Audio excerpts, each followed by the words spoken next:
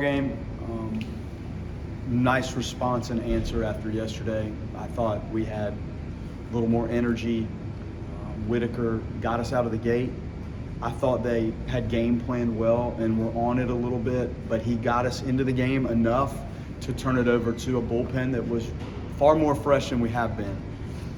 When you have three starters that can give you game one start and extend it, game two start, extend it, game three start and extend it a little bit, it's a whole concept of this, and it showed up a little bit this weekend, and our bullpen today was able to respond.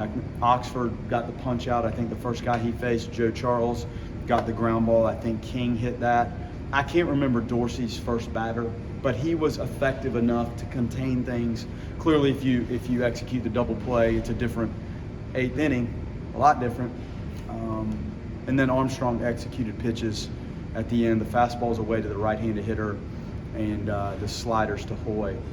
It was a nice sequence, and Micah called a good game today. Today was difficult. The guys were frustrated after yesterday, but I felt like they recalibrated and rebooted and came out, and we played clearly far better. Tibbs, great at-bats, management of what he was doing, and it's not easy. That pitching staff, there's a lot of stuff coming at you with that staff. Lefties with really good changeups. They use their changeups really well. They have a variety of righties. 3 senior starting left-handed pitchers, all of them a little bit different, all of them really good. That was tough to navigate that offensively. Those guys did a good job. There weren't a lot of opportunities to run. They did a good job with the run game. So Tibbs having a big day was not easy.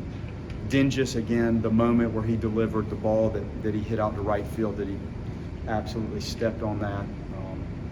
Big moment for him, game-changing moment. Fisher's at bat with the infield in, got to 2 strikes, infield's in. For him to hit a home run, a lot of positives there and momentum and energy from that, and it was a big part of the win. Again, pleased with the response of the bullpen. It was nice to have Dorsey back in there after looking back a week ago at how that unfolded. We needed to find the right mechanism to get him back out there. We tried to get him in there clean, which is not always easy, but to start an inning as opposed to coming in with traffic. And the one fastball he threw for a strikeout, I think it was 95. That was good to see him. When he needed a little extra, he had that extra gear. So I'm really proud of the guys. There were moments I thought we could have done more, done better, but to answer against a really good team, like they're talented, athletic, they can run, they're strong, they've got older guys, they've got some athletic young dudes in there, and their pitching staff's tough. So I was really pleased with the response by our guys and the team today. Today was the 7th game in 8 days for you guys. Just going 3-1 this week. Just what does it say about their day-to-day approach and what they're doing? That was a tough stretch. Coming back on that bus, and we chose to bus to Clemson. It's not easy to get there, and it's not easy to get out of here. If you want to fly all over the place, sometimes it's hard. So those were some tough bus rides, tough games. Bus back, Monday was difficult. You know what you're looking at Tuesday when that bus is parked out there again. That's 3 hours. You have that ball game. Our guys couldn't have played better. Gassed, played pretty well. Back on the bus, you're home at 2 o'clock in the morning again. Try to practice Wednesday. That was tough. That might have been more than I should have tried to do. And then you get into this, and it's a great response. That's a tough week. It's a tough week, and I was really pleased with kind of the poise, how yesterday came unraveled on us a little bit, and the pieces of the puzzle kind of started to go back where they belonged, and it was clearly better today. What went into the decision to start Cal today, and I guess how nice is it when you give guys those chances, they take advantage of it like he did?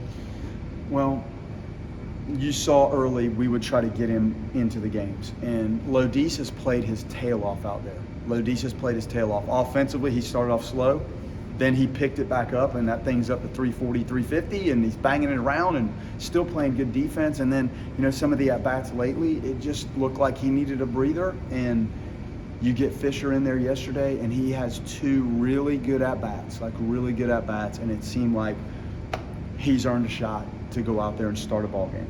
And I was pleased with everything he did. The double play, I'm not going to nitpick on what happened there. I think he bounced a little bit to the 6-hole, sensing swing and pitch, and might have gotten himself out of position. I don't know where the feed and all that.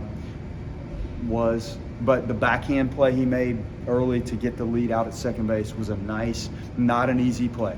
I've screwed that one up more times than you can fathom. He did a nice job and had another good at-bat later in the ball game, so it was good, and he earned it. I know you won't put a guy out there if he hasn't earned it and he's not ready, but was there kind of any, we need you to be ready for this moment for him today? That was my whole speech yesterday, was that be ready. We don't need game face. We don't need you just need to be ready to perform every time you walk in here. Every time you walk in this building, you need to be ready to execute as we ask you to execute. So I think these guys are ready, and there's other players that deserve to be on that field, that deserve to be playing, and you can only have 9 of them out there at one time. So just being prepared, we know they work at it, and just when your number is called, like, it's your responsibility as an athlete to go execute, and all of the things you've trained, you have to now put it onto the field and execute it in that setting.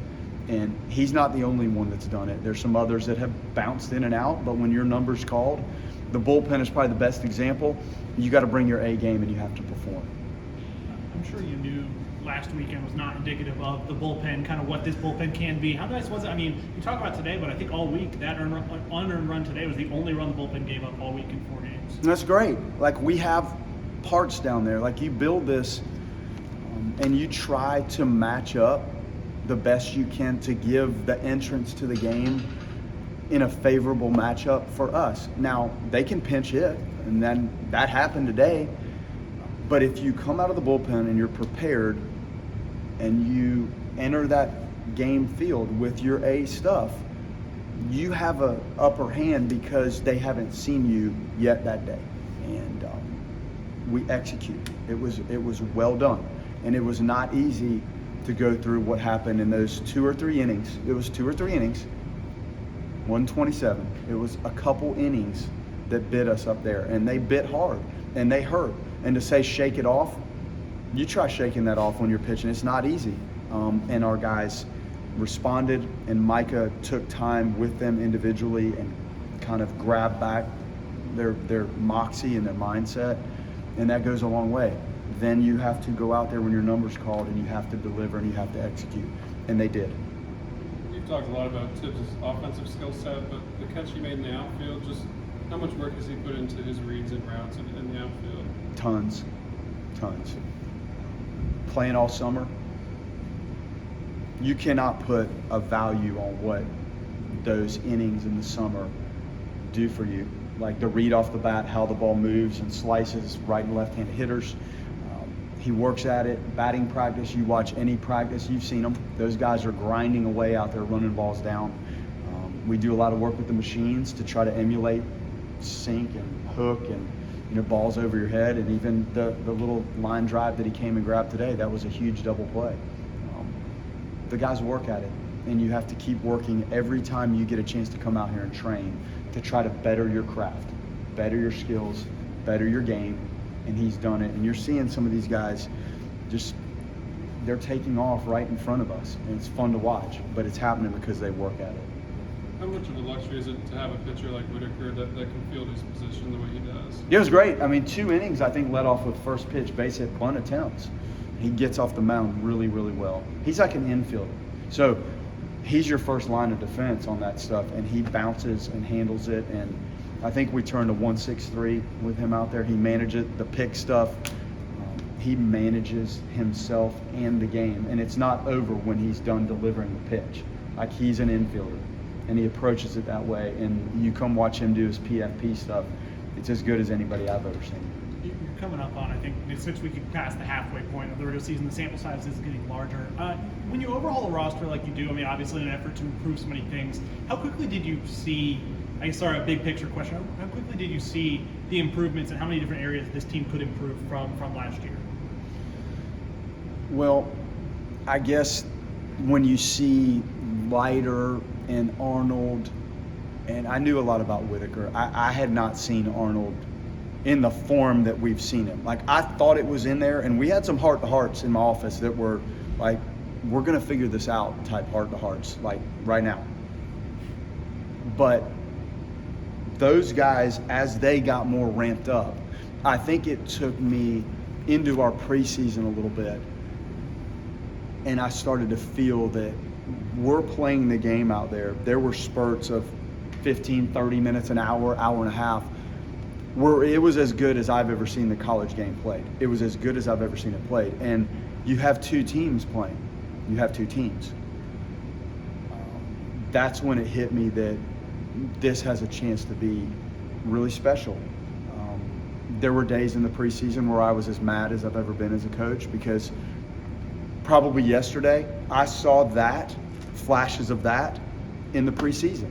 And we had some heart-to-hearts in the dugout, like on those post-practice meetings of I've seen it, that. And that's the hardest thing for me to try to figure out as a coach, is how to keep that mindset so you can eliminate some of those days where you're scratching your head that may have followed days that you feel like you have a really, really, really special group, and we do. But there's 26 new people, so I'm still learning like what some of these guys are going to be like. And you have Lauk and Rowan, and there's some dynamic stuff on the mound, especially that I still haven't figured out necessarily where it's going to land. It keeps getting a little bit better. So to answer your question, it was the preseason, and into the preseason enough where the pitchers had extended their outings. Back to Cal real quick. I just, a day like this is gorgeous. Hauser's rocking. Really easy place to sell players to come play for you. But for him to leave Wisconsin, I'm sure there's some sort of relationship when you were at your previous institution. How were you able to bring him all the way down here? Well, these things, the recruiting and the relationship and what you're trying to do with players, that's part of the recruiting process. It's institution-based in some respects. It's coaching staff-based. It's facility-based. It's the player development piece. Like, these guys want to be big leaguers. So sometimes there's a connection between a coaching staff and what that player feels like is the right methodology for me to be the best player I can be. And he was committed to us at Notre Dame, and when we ended up here, it was logical that he followed because of a lot of reasons. And he's a talented player, and you can never have too much depth in the baseball player filing cabinet and in the middle of the field.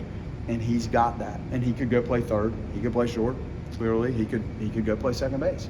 So it was just an easy transition. And when you have this day and age of coaching changes like we went through, like he and Lauk were two that wanted to make that move. I take it that, based on Brett's first question, with how intense these last several games have been, take the 2 days off to kind of recharge your batteries ahead of a Jacksonville team that gave you a test earlier on in the season on the road. Just looking ahead to that game and what Coach Hayes' team presents to you guys coming in here to Tallahassee. They had some really good arms. They did. And this stuff, it was our first road game, and we're over there, and they ran a lot of talented arms at us. Some real good velocity. They're athletic, and Chris plays a complete game. Like, they're going to run the bases. They'll short game it. Like, they're a tricky group to manage. And the arms stood out as much as anything. They had some octane and some good breaking balls, and we had the game in control, and they jumped back and tied it up. And then our guys, off of some good arms, kind of rallied and put it away late. And Dorsey had just a tremendous outing. So that's what I thought of that. And they're going to run those arms at us again, and it's going to be a good environment. Beautiful Easter tomorrow. And then you have to play 2 midweek games at some point to try to get the schedule going. And when you have Easter, and I knew I did not want to play on Easter, I wanted to play Thursday, Friday, Saturday so everybody can enjoy Easter, then you're going to get Sunday and you're going to get Monday. So then let's give these two a shot this week, and then you're going to Boston College. So the back end of this will be tough, but I think the guys are probably a little refreshed when they get these 2 days. And do you have an idea for your starters for those 2 No, days yet? I don't. And I haven't barely digested this. We'll let you know, but I can't answer that right now. Okay. You said before the Clemson series, Ben Barrett started throwing again, ramping back up. I guess, is there optimism he can get back this week, or then maybe a little? No, I think he's got to now get a couple bullpens under his Okay. belt, but it's coming. It's not like Tuesday, Wednesday. Okay. Good. Appreciate it.